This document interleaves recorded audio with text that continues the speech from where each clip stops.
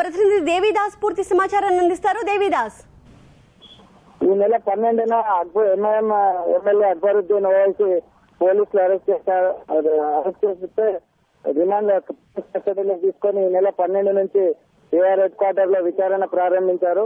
మొదటి రోజు 20 నిమిషాల పాటు సీడీని చూసిన అక్బరుద్దీన్ కు రెండవ రోజు మూడవ రోజు మొత్తం నిర్మల్ సభలో ప్రసంగించిన సీడీని చూపించారు.